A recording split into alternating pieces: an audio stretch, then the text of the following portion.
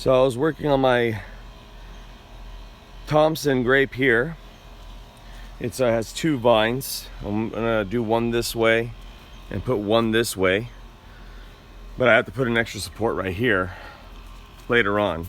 But while I was working on it, you have to make sure you break off any other leaves that are coming out or tendrils that are coming out or branches, so all the energy can go into these. But while I was working here, I stuck these in the ground in the winter, these prunings, and I guess they rooted out. It's amazing.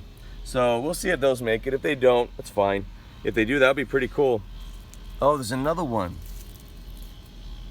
That's awesome. Maybe there's more and I'm not really seeing it.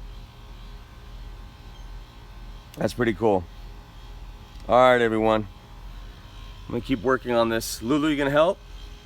Or are you just gonna dig the potatoes out again? Bye, everyone.